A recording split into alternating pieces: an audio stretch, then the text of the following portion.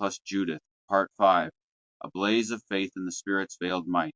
In the 18th year of Nebuchadnezzar's iron reign, as Holofernes' vast horde clamped its merciless jaws around Bethulia, I, a weathered watcher of these fateful days, stood gripped by a saga where valor clashed with shadowed doom. Holofernes, a titan of war clad in the king's unyielding will, had ringed our city with a host fierce as a storm-lashed sea.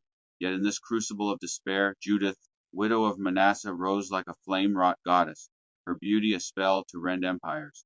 Her prayer, a torrent of fervor, ceased, and she surged from her knees, summoning her shadow-swift maid.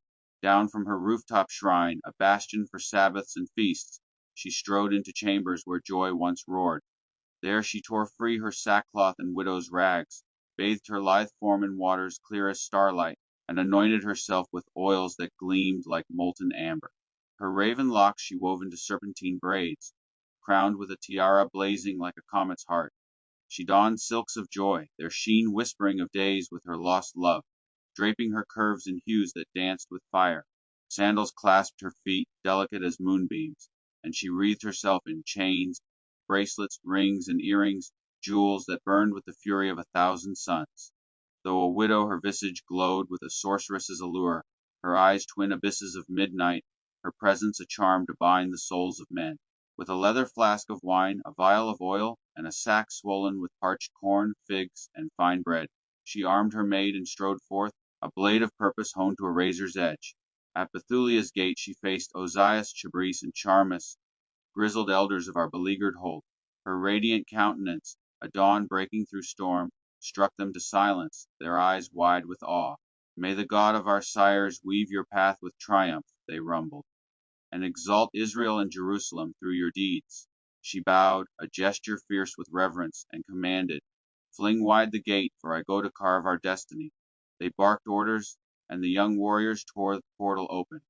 Judith, with her maid trailing like a wraith, plunged into the night's embrace. Bethulia's sons watched, hearts pounding, as her form, a spectral queen, glided down the mountain and vanished into the valley's shadowed maw. Deep in that gloom, Assyrian sentries, their blades glinting like vipers' fangs, halted her. Who are you? Whence come you, and whither bound? They growled. Her voice, a silken blade, answered, I am a daughter of the Hebrews, fleeing their doomed ranks, soon to be your spoil. I seek Holofernes to unveil truth and forge a path to crush the hill country without spilling a drop of your blood. Her beauty, a celestial storm, and her words, sharp as a scimitar, bewitched them. You've saved your life, they roared, hastening to our Lord. To his tent we'll lead you. Fear not, speak your truth, and he'll greet you with honor. 100 warriors, their eyes aflame with wonder, escorted Judith and her maid to Holofernes' pavilion, her arrival a thunderclap that shook the camp. Soldiers swarmed, entranced by her unearthly splendor, snarling to one another, who'd scorn a tribe with such a goddess? Let none survive, lest they weave spells to topple the earth. Holofernes' chosen guard swept her into his presence, where he lounged beneath a canopy ablaze with purple, gold, and jet burned like dragons' eyes. Striding forth, silver lamps flaring like stars in his wake, he beheld Judith, her beauty a spear through his heart. She knelt, her form a curve of divine fire, and his men raised her. His voice, thick with hunger, rumbled, Fear not, woman. I spare those who bow to Nebuchadnezzar, lord of the world's heart. Your kin's defiance woke my blade, but you found refuge. Why flee? Judith, her eyes gleaming with starlit guile, answered, Hear your servant's words, and no lie shall taint them. Heed me, and God will crown your triumph, your will unbroken. Nebuchadnezzar's might sways men, beasts, and birds. Your wisdom, a thunderhead, echoes across the earth. Akir's words, spared by Bethulia's men, ring true. My people face no doom unless they defy their God. But now their sin stirs. They plot to devour sacred offerings, rousing divine wrath. I fled, sent by God to weave marvels with you that will shake the world. I serve heaven's Lord, praying nightly in the valley to spy their fall. I'll guide you through Judea to Jerusalem, enthroning you, scattering them like sheep lost in the storm, with none to defy your blade. Her voice, a chant of power, and her beauty, a sorceress blaze, enthralled Holofernes and his host. They roared, No mortal rivals her splendor and wit. Holofernes, his soul ensnared, thundered, God sent you to forge our triumph and shatter our foes. Your radiance and words are unmatched. Fulfill this, and your God shall be mine. You'll reign in Nebuchadnezzar's halls, a legend to the world's ends." He beckoned her to his table, gleaming with silver, laden with his own meats and wine.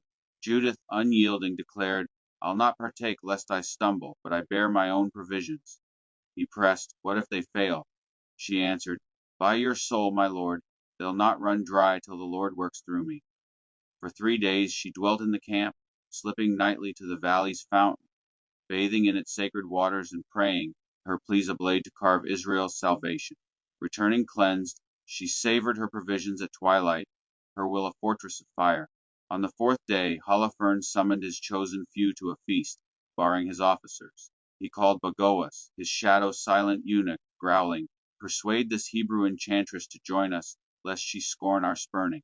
Bagoas sought Judith, urging, "Let this radiant goddess grace my lord, be honored, and revel as Assyria's daughter." Judith, her voice a velvet blade, replied, "Who am I to defy my lord? I'll do what stirs his heart, my joy till my last breath." She adorned herself anew, her maid spreading fleeces beside Holofernes for her ease. Entering, she reclined, her beauty a storm of starlight that shattered his soul. His heart burned, a pyre of desire kindled by her presence. "Drink and revel," he roared. She answered, "I will drink, my lord, for my life blazes today beyond all my days." Savoring only her provisions, she wove her spell tighter. Holofernes, lost in her radiance, drank wine in torrents more than ever before, his senses drowned in her enchantment. Judith's vigil endured, rising before dawn to pray in the valley, her heart a citadel of divine fire. She sought passage, and Holofernes, spellbound, bade his guards yield. Her nightly rites, bathed in the fountain's hallowed waters, forged her resolve into an unbreakable blade. On the feast's eve she adorned herself with a sorceress's care, her beauty a weapon of divine wrath. Bagoas returned, pressing her to join the revelry, and she yielded, her words cloaking her intent in silken guile. Beside Holofernes, her presence sundered his restraint, his drunkenness a plunge into the abyss of his lust. I pondered the clash of valor and guile against lust and hubris. Judith's sorcery, a divine blade, taught that a true life surges from loving God with iron trust and neighbor with selfless sacrifice. Her beauty a flame for salvation, not vanity. Her faith bared strength's heart. Power blazes from divine alignment, as when a shepherd's stone toppled a titan. Her guile echoed a queen's dance to save her kin, guiding us to righteousness. If we stand unyielding, we are invincible, guarded by a force that sundered seas. If we bow to sin's whispers, we fall as our sires did when they strayed. The fountain where Judith prayed recalled waters struck from stone, urging you to seek a wellspring that never fails. Her beauty, a divine forge, mirrored a mother's shield for her child, summoning a presence to stir you toward justice and mercy.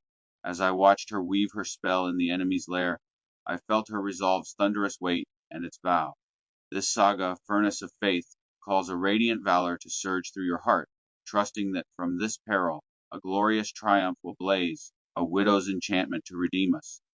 The foe's hubris and our hope weave a tale of judgment and mercy, urging you to love God wholly and your neighbor as yourself, forging a path to victory through virtue, an eternal beacon for a righteous life.